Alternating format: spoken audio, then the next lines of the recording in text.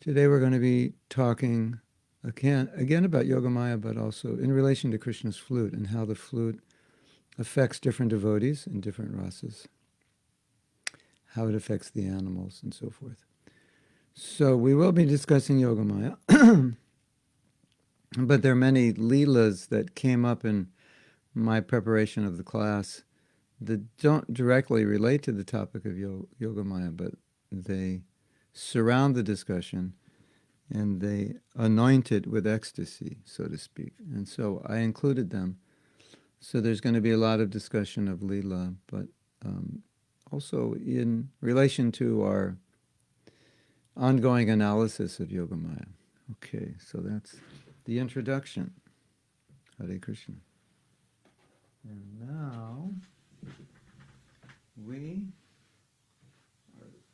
I just dropped something on the floor that I need. Hold on.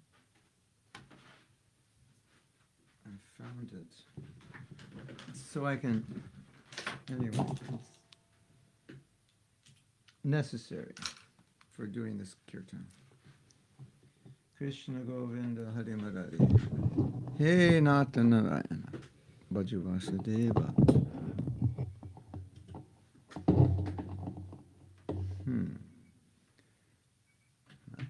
Not so good.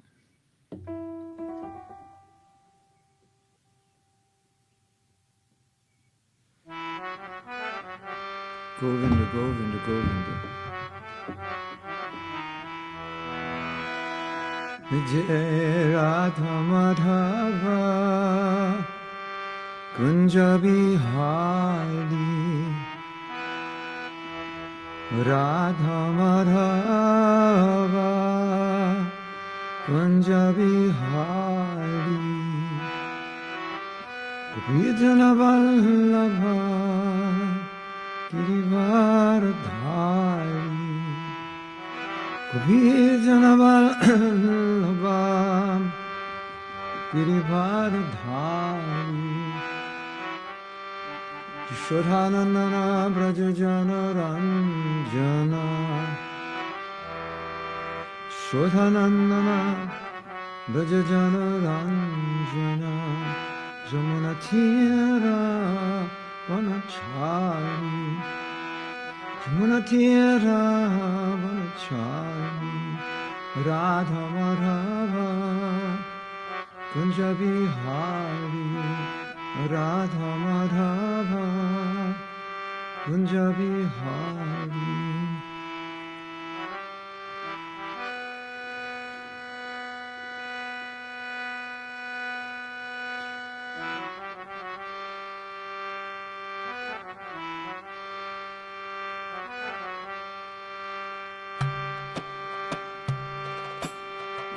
Radha Madhava Kunja Bihari Radha Madhava Kunja Bihari Gopijana Vallabha Girivardhari Gopijana Vallabha Girivardhari Shodhanandana Brajajana Ranjana Shodhanandana Brajajana Ranjana Jamuna Tira Vanachari Jamuna Tira Vanachari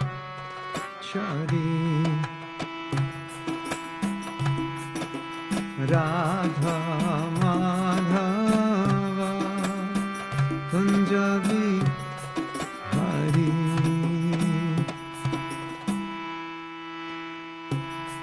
Radha Madhava Kunja Bihari Hey Radha Madhava Kunja Bihari Radha Madhava Kunja Bihari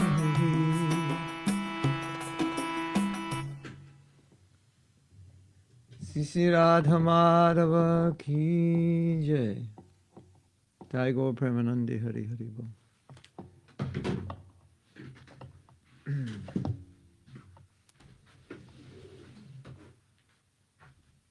Om Vishnu Padaya Krishna Pristhaya Bhutale Srimati Bhakti Vedanta Sham Iti Namane Namaste Saraswati Deve Gauravani Pacharine Nirvise Sasanyavadi Paschatya Dasatarine. We are beginning reading, I believe, on page 85.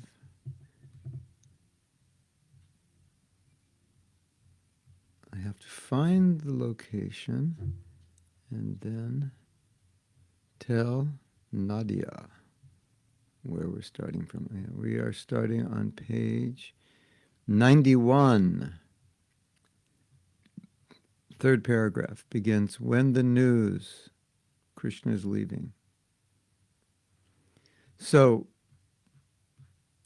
today's discussion may not make sense in terms of anything systematic from what we've been discussing exactly, but as I said in my study this morning, there was so much nectar that I didn't want to exclude you from it just because it didn't exactly relate to this topic.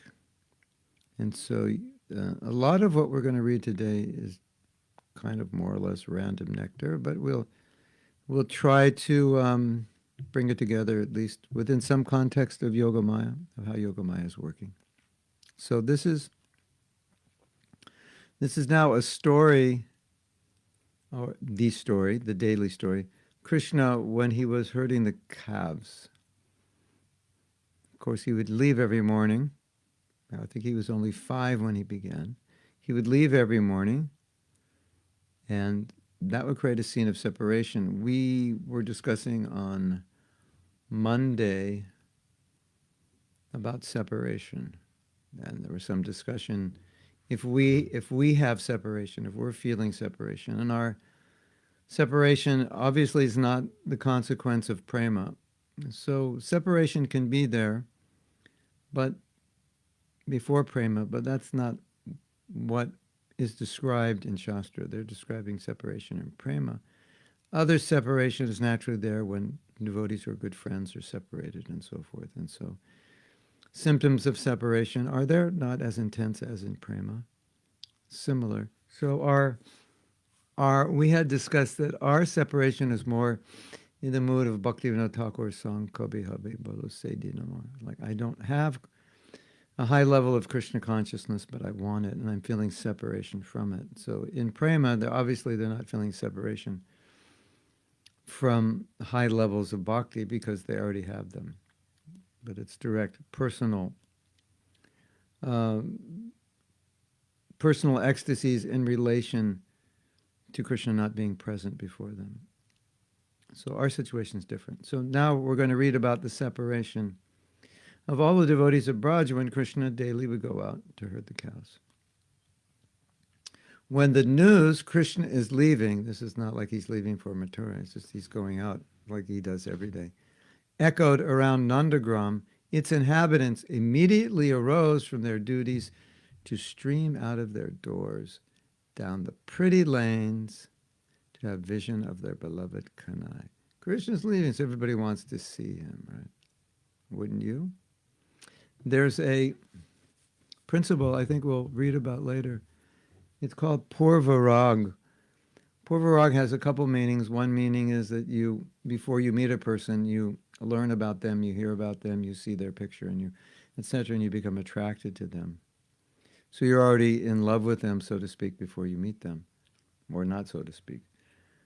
And Purvarag also means that experience repeats itself. So every time you see the person, it's like the first time. So, when I said, well, if you were in Braj and Krishna was going out every day, wouldn't you want to go see him? And maybe some of you thought, well, not every day. I mean, if it's every day, we get used to it. But now we understand it's not like that, because every time they see Krishna, it's like they've never seen him before. It's like, Wow. As a river of men, women, children, and elders flooded down Nandishvara hill, their lotus eyes emitted a second current of tears, which wet their colorful garments and quickly took shelter of the calm Krishna ocean. So, although it's a daily affair, what was the problem? Krishna was going out of their sight, out of their vision, out of their neighborhood. After binding him with amulets for protection, taking vows for his quick return, and giving Balaram instructions for his welfare, Mother Jasoda gave her permission to the many boys anxious to depart with her son. Okay, he can go now. So everyone's crying, and Mother Yasoda is experiencing lots of separation at this point, believe me. While the happy Gopas with their many cows moved forward like waves in the ocean of milk, the people of Braja, stunned by the prospect of his separation, walked slowly, as if under a spell, reassuring them again and again of his speedy return. Sri Krishna bade goodbye with his loving glances, cheerful smile, and expressive gestures. So this was very painful for all the residents of Vrindavan. It may be a little awkward for us to think that one boy in a village would cause so much pain just by going out for the day to do his seva with the cows. But yes, that's the... when attraction becomes intense, it becomes unbearable. Unbearable to be separated. Looking in all directions, Govinda saw the leading women of Braj like Amba, Kalimba, Rohini, and Jashoda, straining to catch a last glimpse of him. Young children, still in their mother's arms, unable to join with him, cried torrents of tears. It's quite a pathetic scene, isn't it? The many Gopi group leaders like Mangala, Shamala, Bhadra, Pali, Chandravali, and Srimati Radharani stood speechless, like wives whose husbands had gone. Yeah, so again, if you can imagine how attached they were to Krishna if his going out to herd the calves caused this much pain. Sri Krishna then sprinkled the eyes of the gopis, which were like thirsty chataka birds, with the stream of his nectarian glance. He announced his departure, and they in return conferred their consent with bashful, sidelong glances. I'm going. Okay, you're like, whatever. You're going to go anyway, So, of course, everyone has to give permission. He's going. We don't want to hold him up. Keeping the cows in front, Balaram to his right, and the Gopas crowding all around, Hari headed for the forest, attracting the minds of all the Braja Basis. When Sri Krishna passed out of view, the Brajbasis became despondent, and losing all purpose in life, stood motionless like an ocean of statues. Wow. Imagine that scene. And this goes on every day. Their luster dried up like the rivers in summer, and their eyes became lifeless, as if possessed by spirits. Sri Krishna, who knew of their condition, desired to give them fresh hope. Placing his horn, Mandagosha, to his lips, he blew it, destroying all inauspiciousness and giving joy to his village folk. The Brajbasis remained as they stood, stunned and unwilling to move, giving the image of a still picture or a land possessed by spirits. When they received Krishna's encouraging message, that means the bugle horn, they took their bodies to Nandagram, although their minds had gone with him to the forest. Something like that at the airport, isn't it? You take your body home, but your mind is on the airplane with your loved one. Returning to the village, the elders took bewildered Nanda and Yasoda. The elders took bewildered Nanda and Yasoda. The gopis carried their unconscious Yuteshwaris, that's the heads of their groups. The young boys cried hand in hand, and unhappy Kundalata escorted Radharani and her girlfriends. In this way, the mechanical movements of the Brajbasis were performed out of habit, like one doll accompanying another. So this is the price of love, everyone. The consequence of love is separation, the pain of separation. I just thought we would put this in so we could understand a little bit more about separation, because separation is glorified, especially in Chaitanya Charitamrita, as the pinnacle of prema. So at least we can try to understand something. When the unconscious gopis were returned home, their friends washed their faces, massaged their feet, and gradually revived them from their swoon. Although in the midst of village activity, the gopis heard nothing, their ears covered by an impenetrable deafness. Suddenly, before their mothers-in-law could complain of their absence, the mystical call of the flute entered the gopis' ears, giving them a new hope. So Krishna has gone out to herd cows, but around noontime, 11 or noon, I forget exactly what time, closer to 11, I think, he calls the gopis to Radha Kund, and he meets them there. And how does he call? He calls by his flute. So we're going to learn something about the flute. We're learning a little bit of the intricacies of Krishna Lila, just so you're ready for it when you go there. You know, you don't want to be too shocked. I didn't know it was going to be like this. Anyway, you won't be disappointed, but one of the ways to get there is to meditate on it now. So that's what we're doing.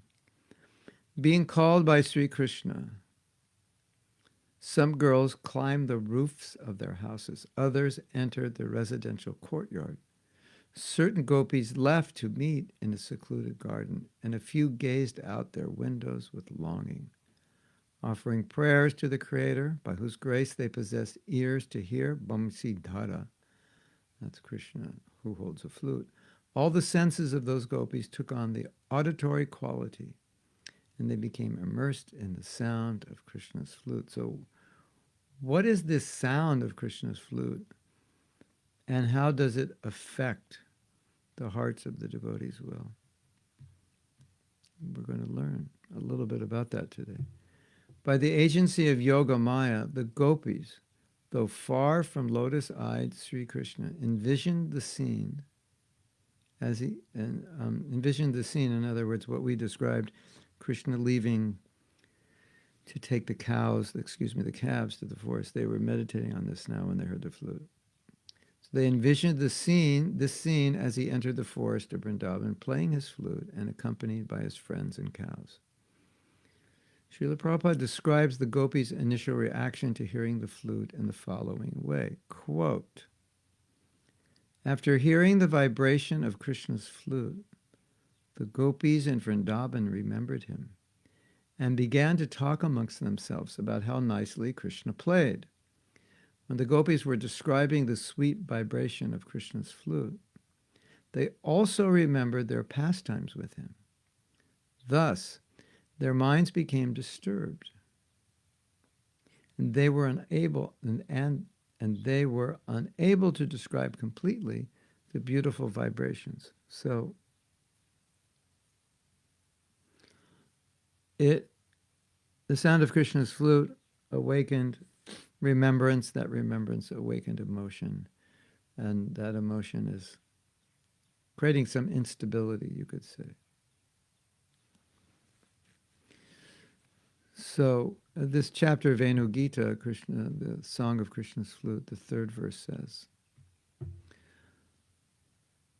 This is the 21st chapter of the 10th canto. When the young ladies in the cowherd village of Braj heard the song of Krishna's flute, which arouses the influence of Cupid, some of them privately began describing Krishna's qualities to their intimate friends. So it evoked their love of Krishna.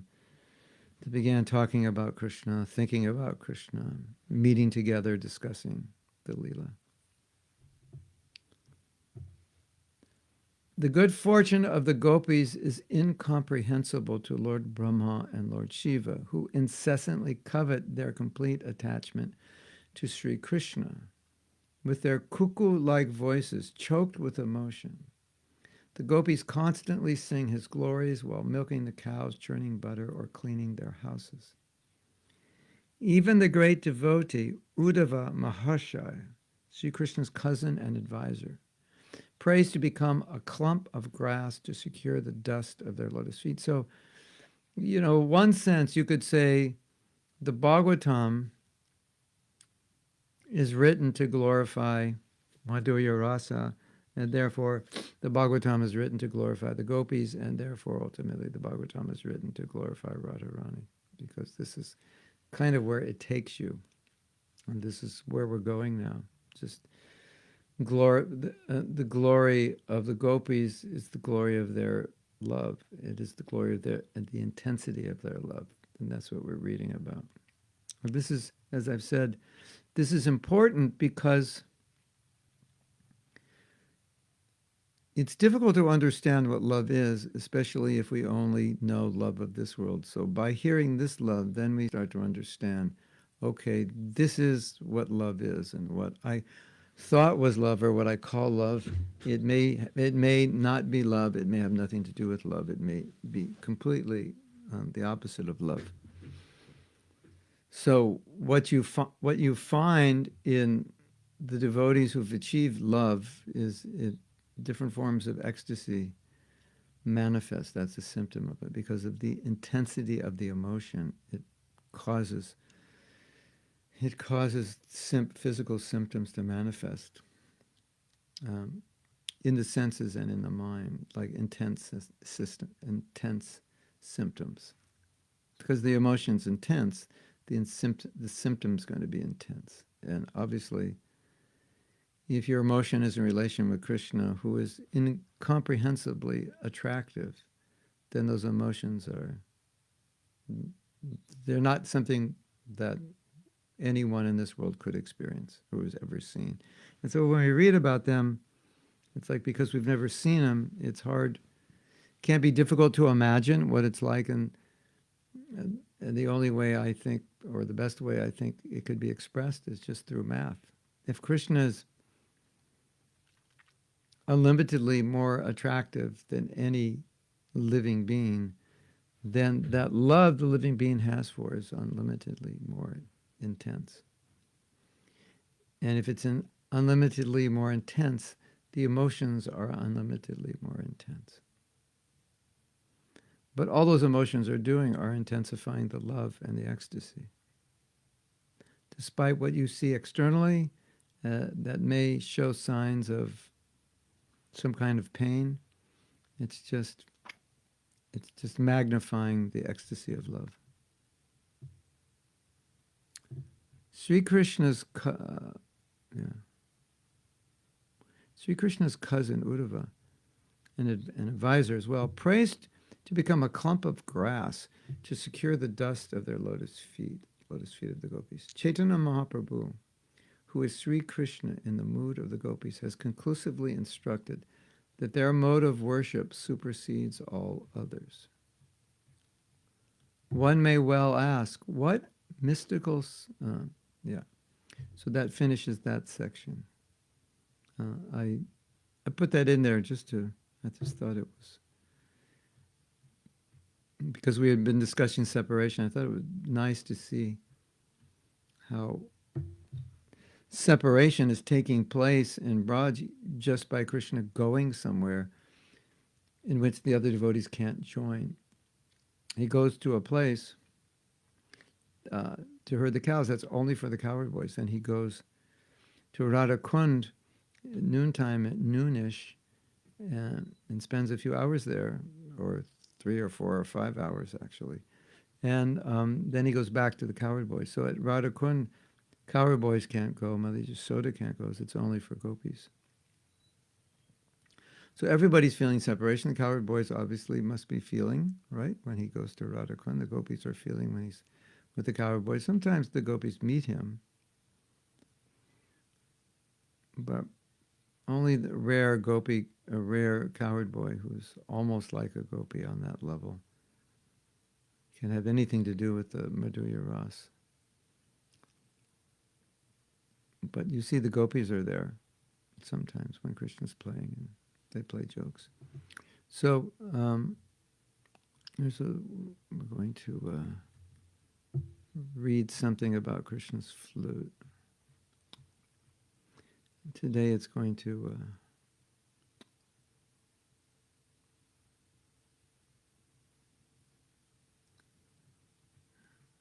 give some understanding of Krishna's flute. Hopefully these descriptions will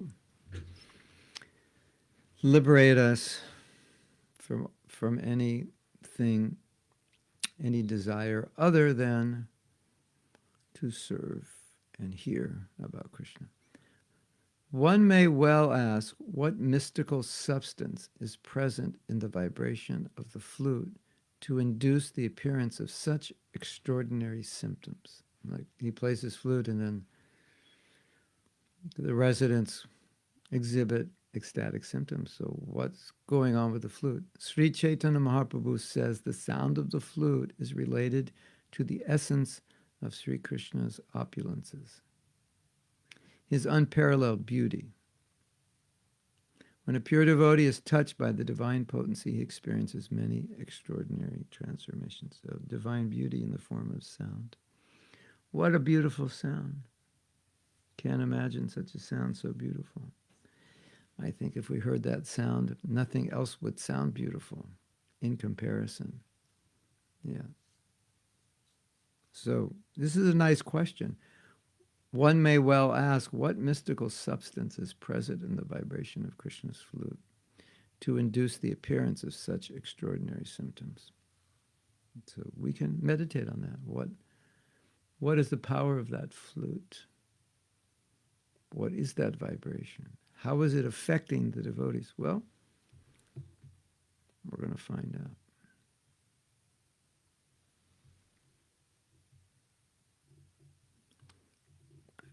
I actually copied that one sentence twice, so I'm erasing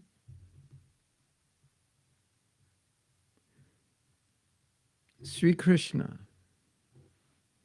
the undisputed master of unlimited universes and possessor of all strength, wealth, fame, knowledge, and renunciation, is only partially known through these ever triumphant potencies.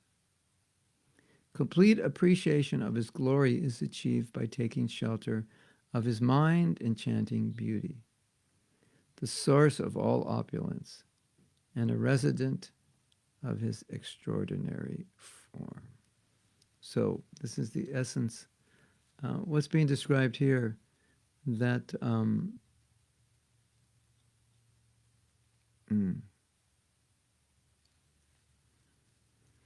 complete appreciation of Krishna's beauty. The cardinal nature of this beauty is its supreme sweetness. This sweetness is the essence of all that is sweet. It puts to shame all sweet things, and it is the ability to taste sweetness where it exists. So the essence of Krishna is his beauty. The essence of his beauty is sweetness, and to taste sweetness. The sweetness of Sri Krishna, well, the essence, you could say the essence of Krishna consciousness, is to taste this sweetness. The sweetness of Sri Krishna radiates its essential nature through a subtle effulgence, which spreads out from his transcendental limbs and resembles a gentle golden glow. So Krishna's effulgence is sweet. That's where his sweetness is. The most exquisite part of Govinda's form is his radiant face. The sweetest part of Krishna's moon-like face is his enigmatic smile. An enigmatic smile, which is the silver moonshine of his countenance, and spreads its nectar throughout the world. Without the radiance of Krishna's smile, sugar would be bitter, honey would be sour, and nectar devoid of taste. All right, so we're going from opulences to sweetness. Essence of his sweetness is his effulgence, but then we're getting more down to it. The most exquisite part of that sweetness is his face. The most exquisite part of the face is the smile. With this smile, he spreads nectar throughout the world. His smile is so sweet. And it makes everything sweet. Without that smile, sugar wouldn't be sweet. Honey wouldn't be sweet. When the moonshine of his smile and the illumination of his form are combined, they resemble the aroma of camphor. When this camphor enters the flute through Sri Krishna's lips, it emerges as an inexplicable vibration that forcibly attracts the minds of those who hear it, right? So what's being said is, it's like all sweetness is contained in Krishna's beauty, and all beauty is in his face, all beauty is in his smile, and all beauty also is his effulgence. His effulgence is the manifestation of his sweetness. So when it all combines, it comes into Krishna's flute playing. All of this combines in Krishna's flute playing. So it's like all sweetness of Krishna is experienced when you hear his flute. So you're all sitting there thinking, I want to hear the flute. Well, keep practicing devotional service, and someday you'll hear. As words carry the purport of thought, as the mind is understood through the eyes, as a smile conveys the feelings of the heart, similarly, the flute sound transmits the beauty of Sri Krishna. You like that? I'll read it again. As words carry the purport of a thought, as the mind is understood through the eyes. I'd like to say, can you understand what someone's thinking when they wear a mask? He said, yeah, you can understand through their eyes. As a smile conveys the feelings of the heart. Similarly, the flute sound transmits the beauty of Sri Krishna. It enters through the ear and installs him, Krishna, within the temple of the heart. When the gopis hear, taste, smell, see, and touch that form of beauty, it ignites the lamp of Kama, which glows ever brighter in their hearts. So a little poetic here, but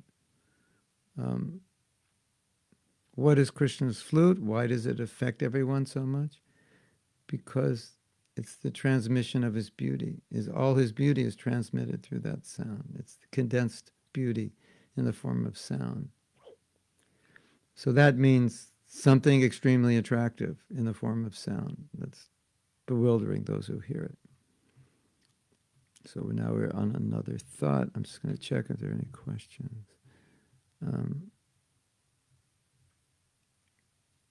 Kaylee says, the flute is held in Krishna's hands and is touched by Krishna's lips. How could it produce anything less than transcendental ecstatic sound? And that flute sound went in Brahma's ear and became Om, and thus expanded into the Vedas. And Bhagavatam, therefore, is a manifestation of that Om. Om Namo Bhagavate Vasudevaya. The whole Bhagavatam is an expansion of Om, which is the sound of Krishna's flute, or the sound that entered Brahma's ear and came out that way.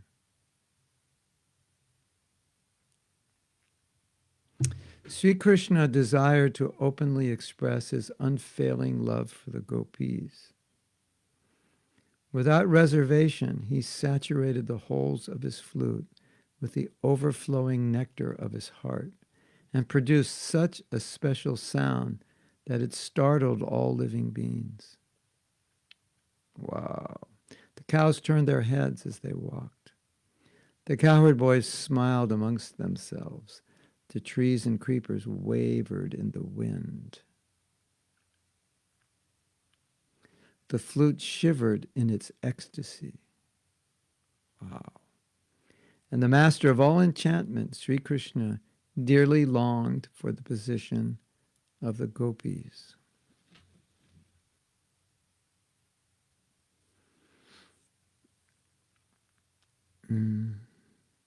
The special bhava of the flute wound its way like a mystical snake of enchantment, searching for the mice-like hearts of the gopis, secluded in the hole-like homes of their in-laws.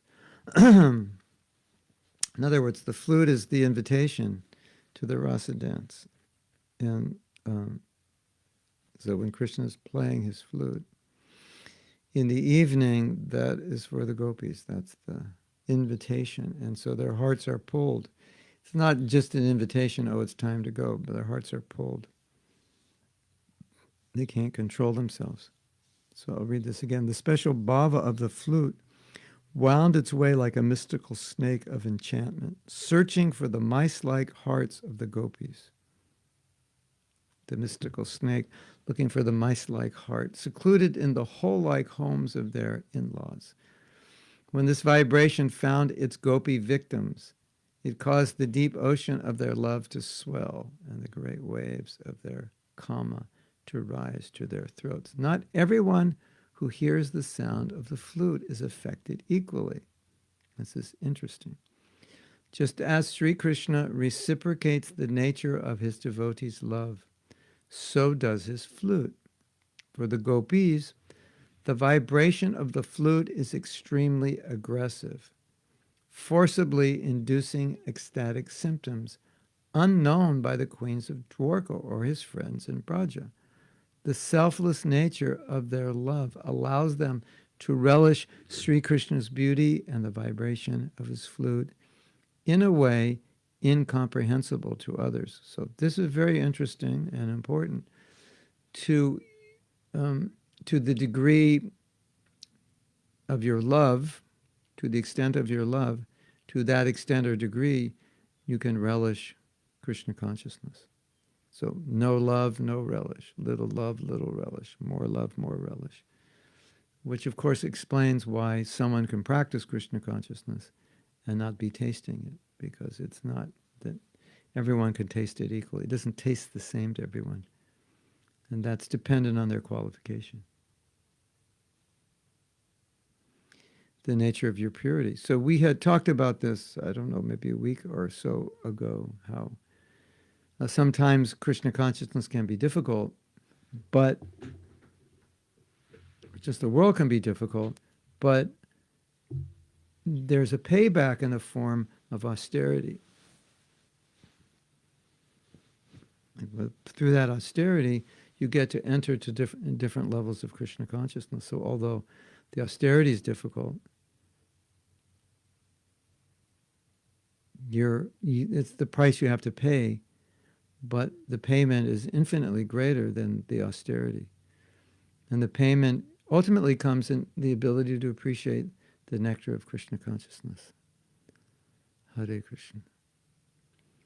So Ramnath Sukha, Hare Krishna, my obeisances. What does it mean that the sound of the flute manifests as Gayatri mantra in the material realm? My understanding is that as Brahma heard the flute, and that flute manifested as Om, and then it expanded as Gayatri mantra, and expanded into the four chatur shlokis of the four main verses of Bhagavatam, and then expanded into Bhagavatam completely. There may be Vedanta, yeah. Om expands into the Brahma Gayatri, expands into the Vedas.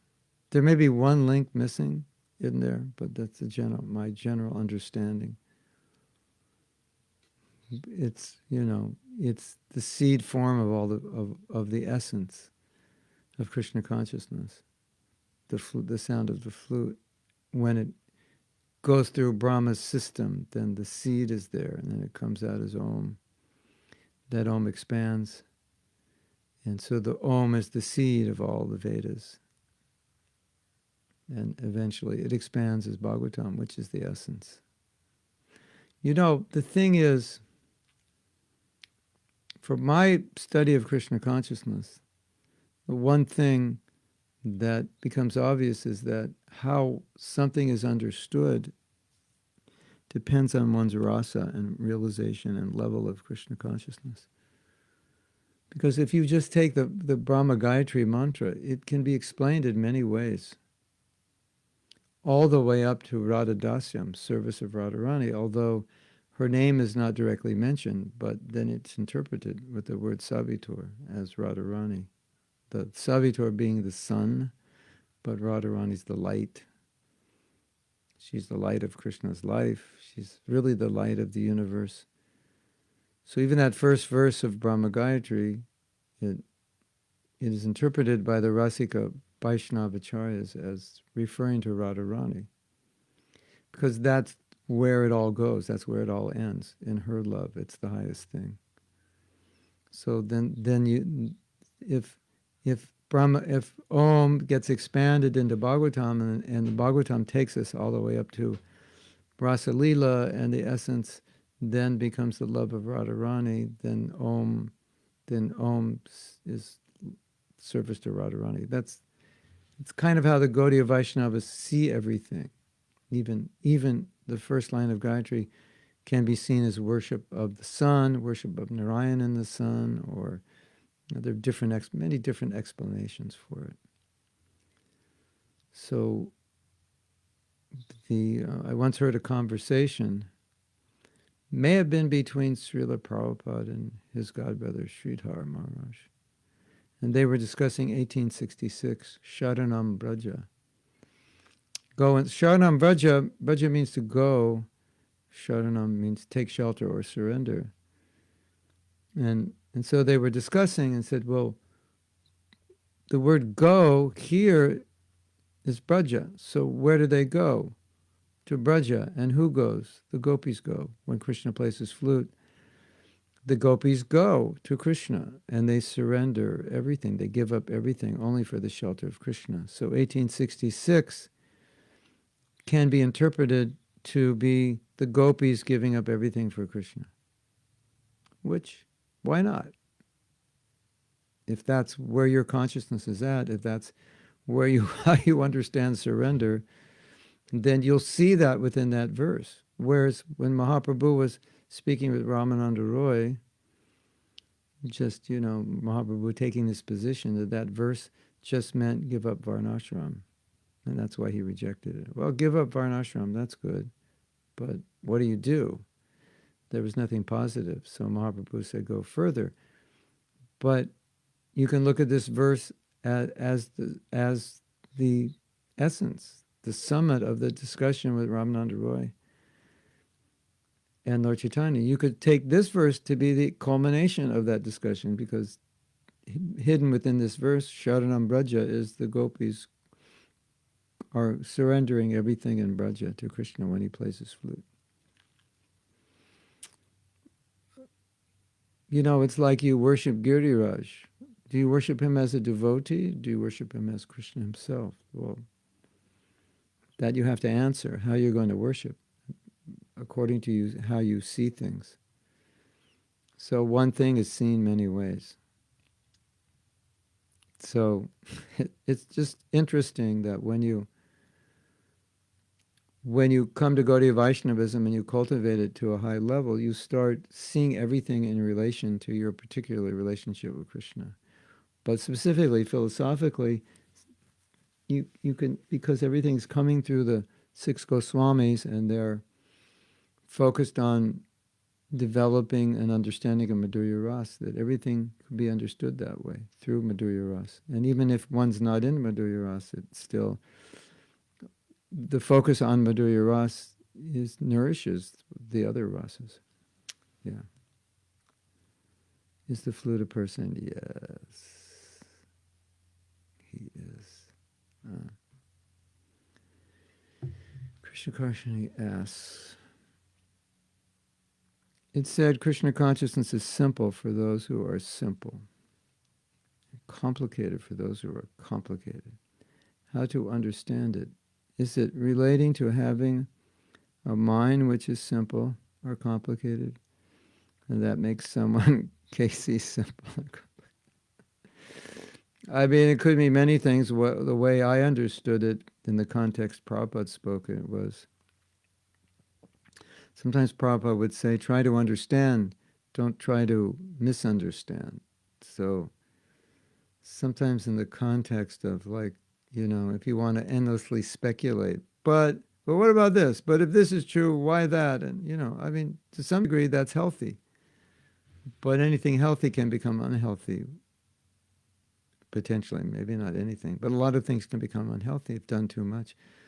So it starts to become, the complicated mind just keeps asking unlimited questions, and that can't be answered until those answers are revealed, until one's more advanced, or asking, or contemplating,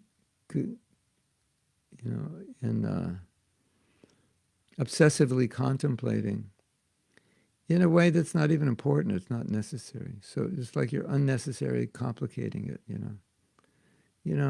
Well, Krishna Karshani, you should just surrender to Krishna. Here are the principles, 16 rounds, 4 principles. Spread the movement, distribute Prabhupada's books, make other people Krishna conscious, take care of your deities, serve your husband nicely.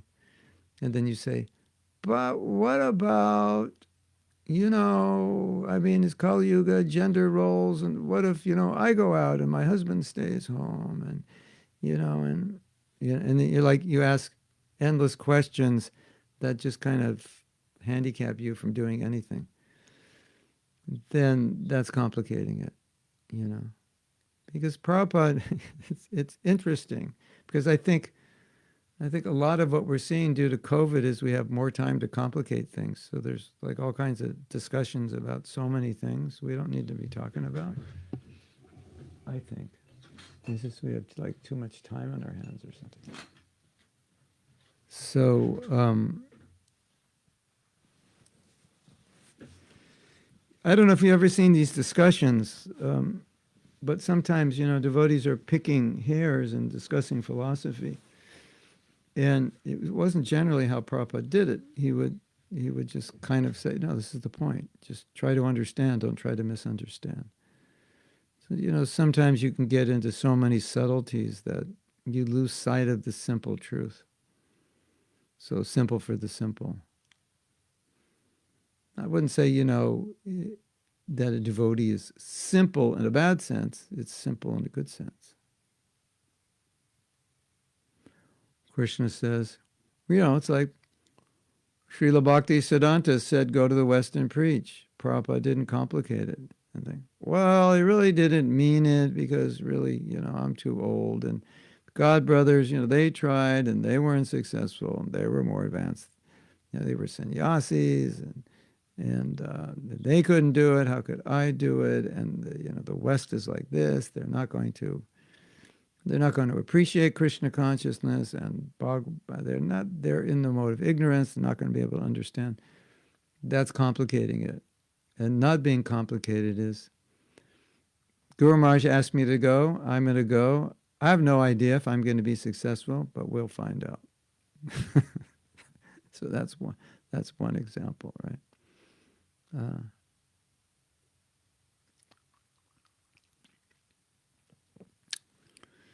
So we have a question. When Krishna says abandon religion, what's he referring to? Well, one thing he's referring to is varnashram, like dharma. Well, because the word religion in Sanskrit is dharma, so you have so many duties according to varnashram. So dharma means duty also. It means religion, but religion means duty. So abandon all the duties. What duties? Well, everything Krishna just described in Bhagavad Gita. He's saying it's not necessary. You don't have to do karma yoga. You don't have to do Sankhya yoga. You don't have to do this yoga, that yoga. You just have to serve me. That's all. So it's interesting the way Krishna presents everything, because he's presenting a ladder. You can do this. That will get you to the next rung, and so on and so forth. And then in the end, essentially Krishna's saying, well, whatever I taught, you can just surrender. You don't have to worry about all the yogas, different stages on the yoga, meditation, karma yoga, raja yoga, jnana yoga. Let's forget that, and all these other duties. If that's going to get in the way of surrendering to me, forget it. So that's what he's saying. Now, Lord Chaitanya took it that for the sake of developing that discussion, he just said, after Ramananda Roy said surrender, Lord Chaitanya was saying, everything you said up to this point is external. And you're saying follow Varnashram, don't follow Varnashram, give the fruits of your results to Krishna. And Lord Chaitanya kept saying, no, go further. So you would think when he said Sarvadhamma Parityajya, he would say, yes, you've got it. And he said, no, that's just external. And he just meant, Lord Krishna is saying just give up Varnashram, give up religious duties. But it didn't say what to do. There was nothing positive. What do you do now? You've just given everything up. That's the way Lord Chaitanya took it. But it's not the way Prabhupada explains it to us. Surrender is not a neutral thing. So it's funny because basically Krishna is saying, okay, Arjuna, not Arjuna, okay, basically every yoga process I just described, don't even worry about it. Just get out there, distribute arrows. Get out there and distribute arrows. That's it. It's all you have to worry about. And I think sometimes devotees get confused because when you look at Bhagavad Gita in the light of philosophy, you can just go off and you can write 1,000-page books on it. But if you want to keep it simple, sadhu, Kiss, keep it simple, sadhu. Yeah, then Krishna kind of simplifies it. All this other stuff, don't worry about it. Just chant Hare Krishna and just get up in the morning and chant Hare Krishna and follow the principles and make some people Krishna conscious. That's keeping it simple, isn't it? And that's what Prabhupada stressed so much. We have a confession here from Krishna Karshani. Oops, I'm complicated. I'm asking too many questions. Well, I would say this one sign of a complicated person is they ask questions, but they don't do anything with the answers. All they do is ask more questions. And their seva is to ask questions. It's kind of like a shantaras, just ask questions and don't do anything. Oh, that's interesting. Okay, what about this? That's interesting.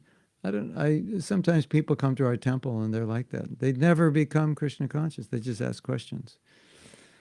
So, inquiry is good. Questions are a sign of intelligence. But when it starts complicating bhakti to the point of paralysis by analysis, then that's a problem. Krista is saying, I remember from the beginning you said that curiosity questions are not good. But I'm also the one who learns by asking questions. Maybe too much, since I'm little, perhaps because I am detail-oriented. When to know it is better to not ask more questions. Well, the curiosity question, that's a hard one, because questions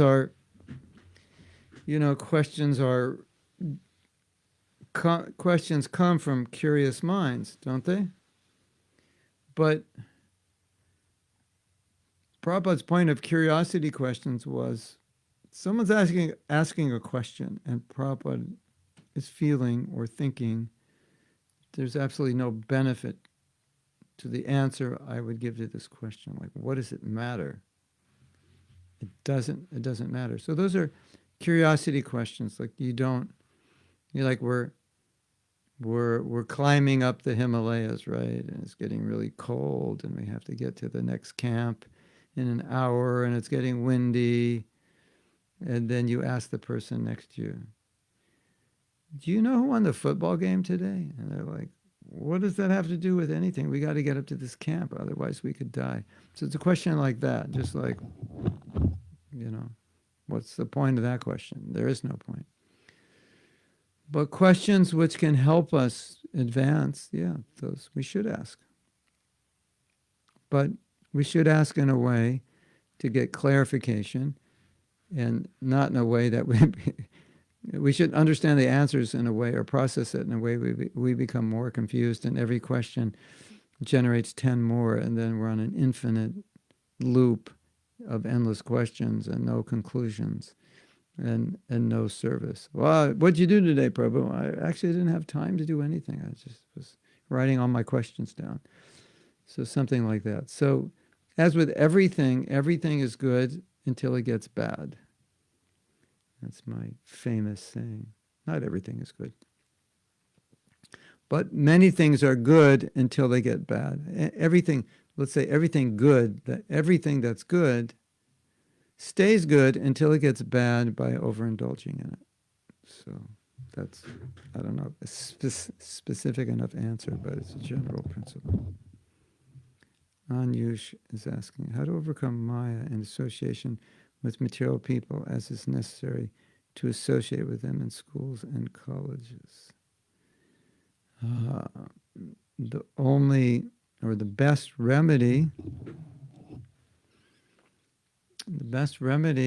is take your vitamins every day so you have a strong immune system, so you don't get the disease of Maya.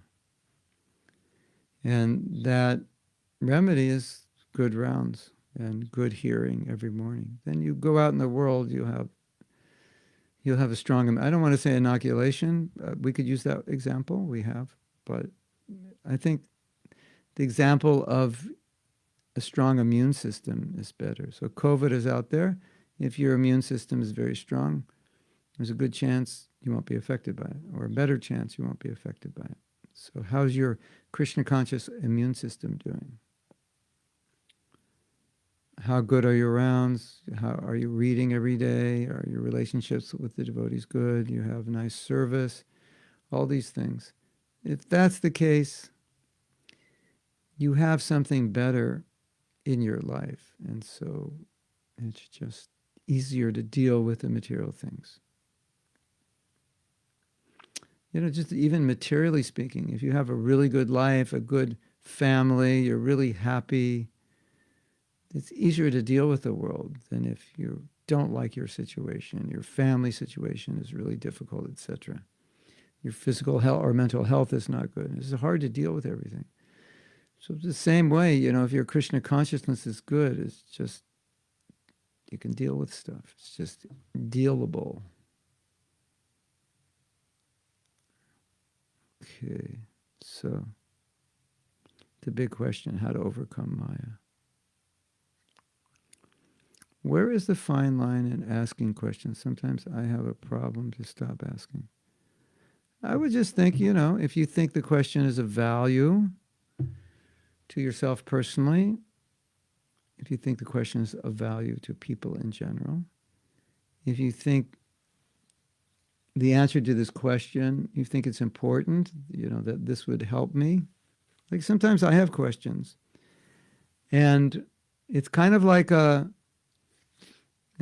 of a dark hole in Krishna consciousness. It's like I don't really understand this, and I feel it's important to understand it. Like this is necessary to pull all the pieces of the puzzle together to help me in my Krishna consciousness, and I want to understand the answer. Now, in the overall scheme of things, maybe I would become Krishna conscious without the answer. Maybe it wouldn't really matter. But sometimes you feel that this is important. But if it's just curiosity, like, doesn't really matter what the answer is, then, why ask? I think a lot of times, Krishna Krsna, you ask questions because you know other people may not understand it, and you're asking the question for them. So that's good. I think that's good. These last words are so heart fulfilling. What were the last words? What did I say? I have a hard time asking questions because I think they are stupid. Yeah. Look, now you're getting confirmation from Anuradha that she likes your question. Anuradha likes your questions. Yeah. I think your questions stimulate discussion because you know what devotees are going through, and you're asking questions on their behalf. Also on your behalf sometimes. It's not that we have to ask questions, but questions is a sign of intelligence. It means you're thinking. Usually, the fact that you're understanding the philosophy a little more deeply means you're going to have more questions now because you're going into new turf, right? So sometimes a lack of questions is actually a bad sign. It's a sign you're not understanding something. I don't have any questions seems to mean I'm understanding, but sometimes it means I'm not understanding. If I were understanding, I'd be going deeper, and then as I go deeper, I would have more questions. This reminds me of Prabhupada's letter to Dhruvananda. Now you are asking if Lord Jagannath carries a flute. Why this nonsense question? You're asking me so many concoctions and manufactured nonsense. Don't bother my head in this way anymore. Wow.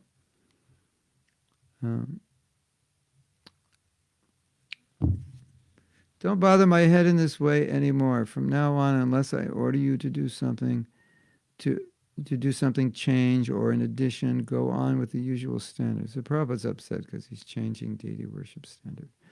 You manufacture ideas, and then I have to waste my time. I've given you everything already. There's no need for you to add anything. It was one of Prabhupada's anxieties that he expressed, was that we would minimize or change deity worship standards. Why, especially change? Why are you asking these things? Who has given you such freedom? Pujari should operate entirely under the supervision of temple president and GBC, not independently. The greatest danger to our movement will come when we manufacture and create our own process for worshiping the deities. There it is. So don't ask any more new suggestions. Whatever is going on, follow it. Just to the exact standard as if I've given you, that's all. So,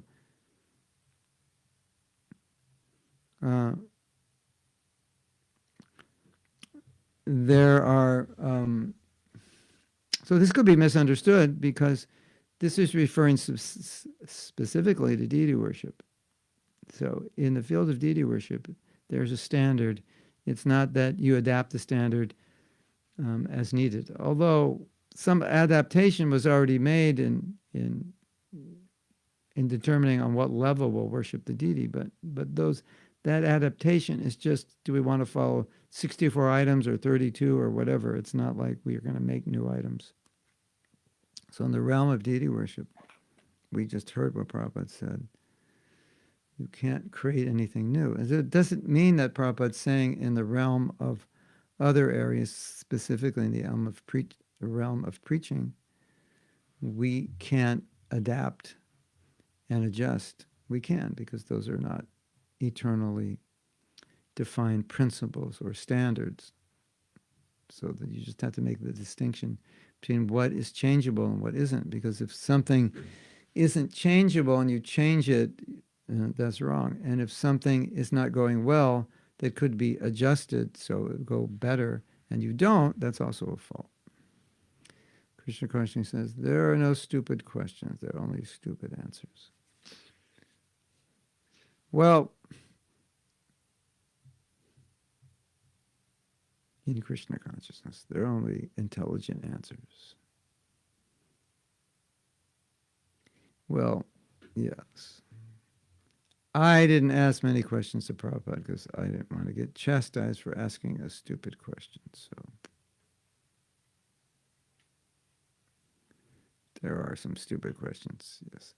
How to deal with the angry material person? What should be our reaction when he or she gets angry? Carry a jar of gulab jamuns and put one in their mouth, and they can't talk. And that solves the problem. Hare Krishna. If you want to practice tolerance and patience, Ayush, well, it looks like you've got a great opportunity now. And that's how I would deal with it, I think. Krishna has sent this person to test my tolerance and patience. Every day I get to practice. So every time they get angry with me, it's just Trinada Pisuni Chena. Then I take out the gulab and I put it in their mouth. And they go, this tastes good. I like this. You have another one? And by the third gulab, they'll be laughing, not angry anymore. Right? Yeah. Give someone enough gulabs, they'll get intoxicated. From the prasadam content and the transcendental sugar, yeah, combo, it's killer. Should finish them off. Finish their anger off in no time.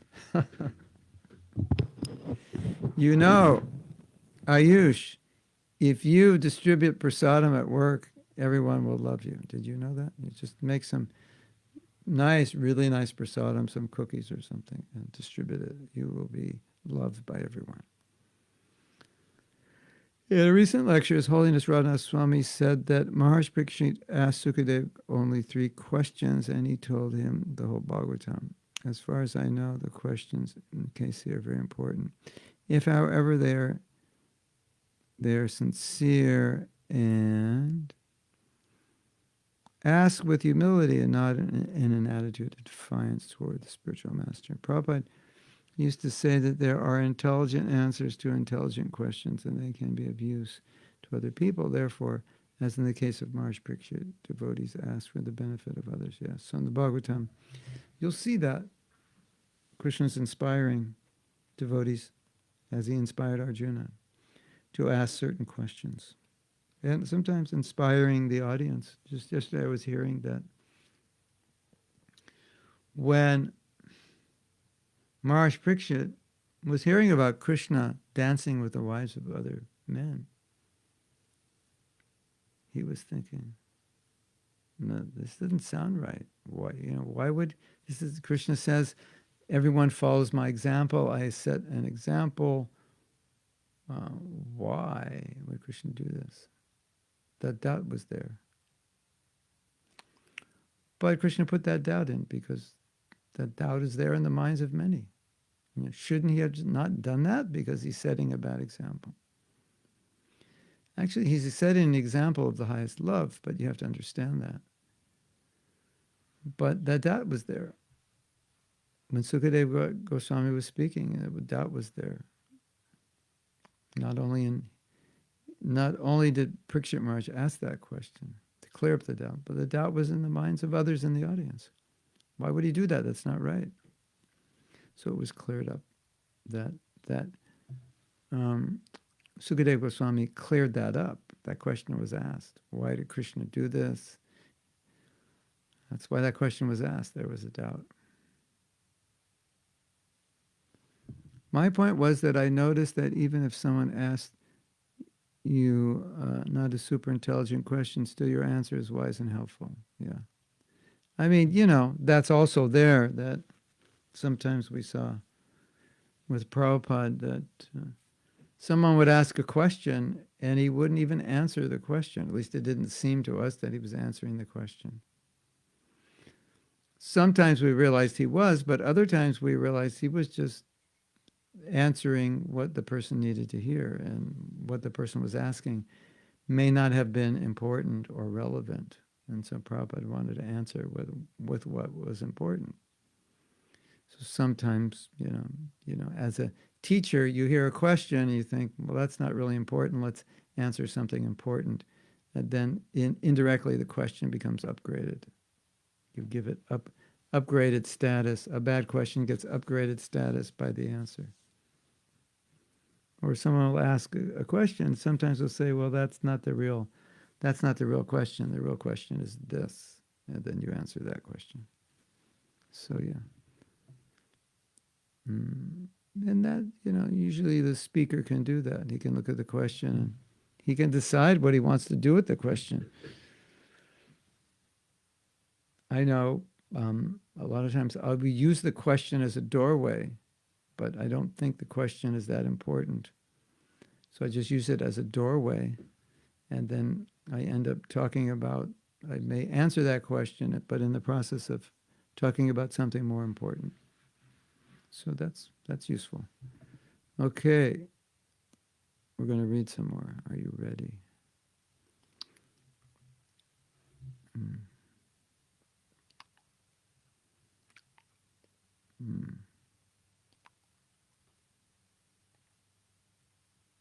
So the last thing we read was that not everyone who hears Krishna's flute has the same experience. And that the nature of the gopis' love is such that they experience the sound of Krishna's flute in a way which is unique only to these gopis. The doe-eyed gopis are on the outskirts of their villages, and Sri Krishna and his flute are far away. Far away. Far, far away. With the bridge of their powerful love, the gopis cross the boundaries of space and time to hear and see their beloved. According to the acharyas, this takes place by the special desire of Sri Krishna and the extraordinary power of the gopis' bhava. So, wherever they are in Braj, they hear the flute. They're no longer within the restrictions of material space, but it's their love that enables them to transcend material space, so wherever Krishna's playing, they can hear it. With the use of the word kaschit, Shukadeva Goswami indicates that some of the gopis describe the sound of the flute, not all. In other words, it sounds like not everyone heard it. Rupa Goswami explains this as the principle swajatiya snigdha. An exchange takes place among those of a similar disposition. The gopis of Vrindavan are not all of the same mood. To facilitate Krishna's desires for endless variety, different groups of devotees exhibit different sentiments of devotion. In their discussions, the gopis will discuss with those of a similar bhava. Yes. Gopis will discuss with those of a similar bhava. So some heard, some different, depending on their bhava. Of the many gopis in Vraja, it is seen that some are older, others younger, some are right wing, and some others left wing. Some are inclined to Sri Krishna, and others are inclined to his main consorts. It is a matter of transcendental variety, which ever characterizes the spiritual realm and facilitates individuality in his service.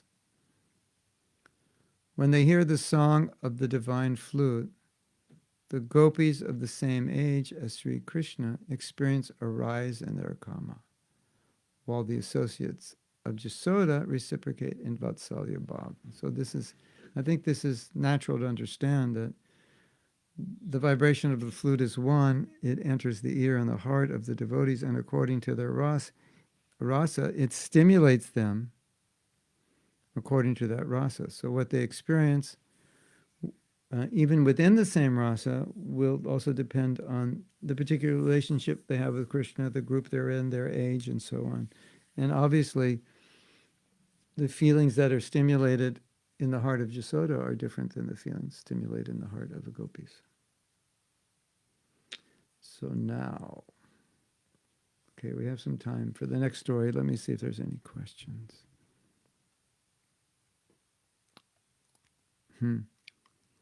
Anush wants...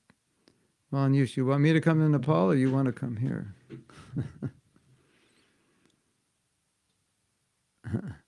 Yes, you have my digital darshan, DD, digital darshan. You can get every day. So, okay, so now we're going to read another section, which I found quite interesting. I thought I would include it in our discussion. This is about the difference between the pastimes on this planet and the pastimes in the spiritual world, or just the whole situation of Goloka versus Gokula. So this is nice. Nice. This is. I just find, as I said before, just to hear about Krishna's pastimes and the nature of the spiritual world is so important, because we're living in a perverted reflection of that world, and the perverted reflection doesn't always seem like the perverted reflection. But when we hear about the world that it's reflecting, then we understand better the perversion of it. So this is a story. It actually took place during the time of Bhaktivinoda Thakur, and there was a discussion, and this devotee named Gokul Shastri showed up where the discussion was, and he was a senior, and he was a scholar. I think this was at Harihara Kshetra, and there's some devotees there, and they're having this discussion, and he came, and out of deference and reference to him, they said, well, could you speak about the difference between Gokula and Goloka? So this is what he said. The Prakrita Lila and the Prakrita Dham witness a linear flow of Sri Krishna's pastimes, which have a beginning marked by his appearance, a middle, which is his growth from infancy to youth, and an end, which is his inconceivable disappearance. So that means, Prakrita means what is manifest, what you can see on this planet. On the other hand, the aprakat, that's Goloka, the Vrindavan in the spiritual world, is a continuous circular flow of pastimes in which Krishna is eternally a youth, with neither birth nor disappearance. Each day, different leelas are performed throughout 8 periods of time, and in the same way, the yearly seasonal pastimes repeat themselves for eternity. So there are days and there are seasons,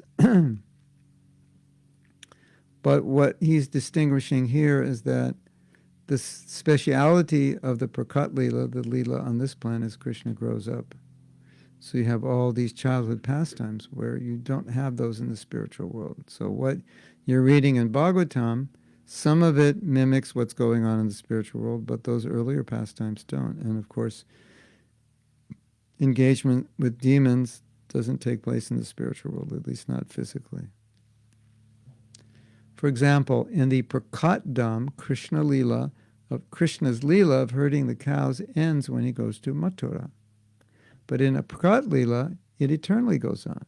In other words, he doesn't grow up, get older, move out of Vrindavan, and so forth. The killing of demons is also a characteristic of the Prakata Dham, for no such animosity exists in the spiritual sky. Here is an example of the conditioned living entities serving the pastimes of the Lord by facilitating his fighting spirit. But this takes place only in the Prakata Dham and Prakata Leela. So we know Krishna fights in the material world, because he wants to, and the living entity he's fighting with is just facilitating that. So fighting does not take place. Growing up does not take place in Goloka. And there's another devotee, his name is Chiranjeev Das. He says, it is clear that the pastimes of Sri Krishna manifest in different ways in the Prakata and Aprakata Dhams. While in the former these pastimes appear temporarily, in the latter they exist eternally. Furthermore, the mission of killing demons and establishing religious principles, as well as birth and growth, characteristics of the phenomenal plane, are included as additional functions of the Prakata Dham. So Krishna comes here and he becomes like so-called like all of us. So he agrees to perform the pastime of growing and so forth, and adopt the principles of this plane, appearing to get old and marry and have children and so forth. Gokul Shastri interrupted. From the point of view of a particular universe, the Prakata Leela seems to have a beginning and an end. Although from the perspective of oneness, it is also eternal. Consider the example of the sun, which appears to rise and set from one country to the next, but is in actuality situated in one place in the sky. The relative measurements of time, such as midday, are only appearances that rise due to the conditioning of the observer. In reality, the sun never moves, nor is subjected to our perception of past, present, and future.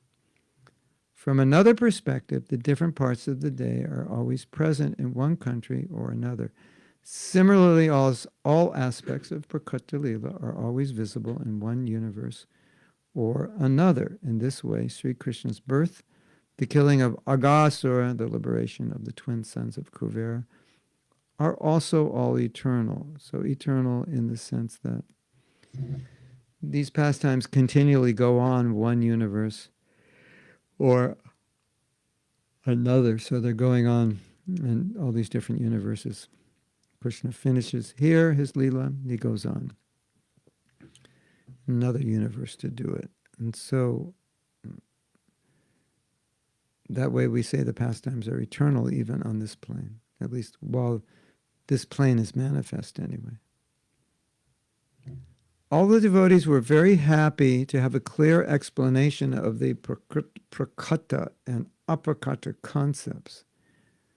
They could understand that the original place of Sri Krishna's pastimes is Goloka Vrindavan, where his eternal aprakata Leela takes place. When Sri Krishna appears in this world to attract conditioned souls to him, the eternal pastimes become mixed with his mission of saving devotees and killing demons. This is known as Prakata Leela. The place where such earthly pastimes takes place is known as the Prakata Dham, which becomes the replica of the transcendental realm on earthly soil. So, here on this planet, Krishna does his pastimes, right? Just as he does in the spiritual world. But while he's here, he's also engaged in the mission of claiming fallen conditioned souls. And he's also involved in the mission of, as he says himself, annihilating the miscreants. So added functions on this plane. Okay. So,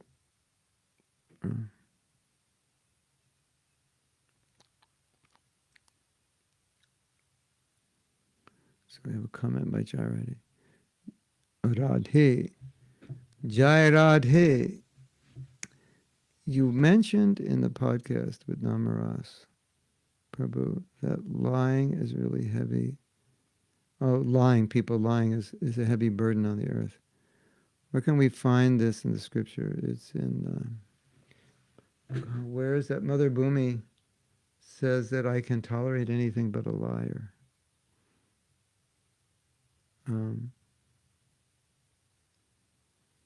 Where can we find this in the scriptures? It is not related to the talk, but I'm interested, yeah.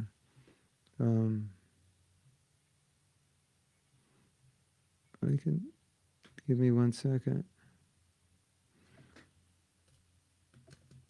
Let's see what we find.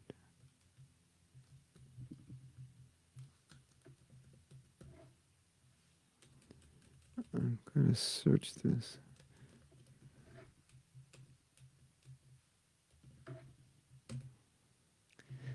This is 824. Srimad Bhagavatam. I can't talk anymore. I don't know what's happening to me.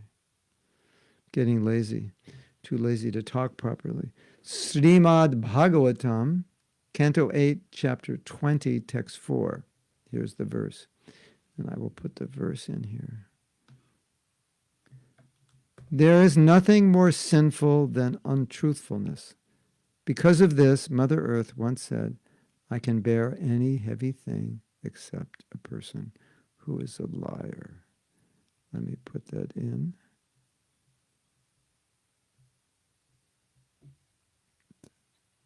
I can get that in. Yes.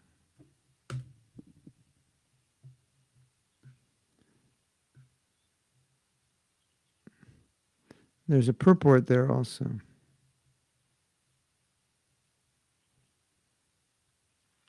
On the surface of the earth, there are many great mountains and oceans that are very heavy, and Mother Earth has no difficulty carrying them. But she feels very overburdened when she carries even one person who is a liar. It is said in Kali Yuga, lying is a common affair. Even in the most common dealings, people are accustomed to speaking so many lies. No one is free from the sinful reactions of speaking lies. Under the circumstances, one can just imagine how this has overburdened the earth and indeed the entire universe. As a result, there will be epidemics like COVID-19 and others. No, it doesn't say that. That's my purport to that. Okay, now we have one more thing we can read from Marco. I discovered a very nice and interesting article on ISKCON Desire Tree, which describes the different types of flutes, of Krishna's flutes, and the various ecstatic effects it has. Thank you. If anyone is interested, they can go here. It sounds quite interesting. Yes. Krishna's flutes. Okay. Hare Krishna to all of you. Thank you for coming. I hope you're now transcending, beautifully transcending.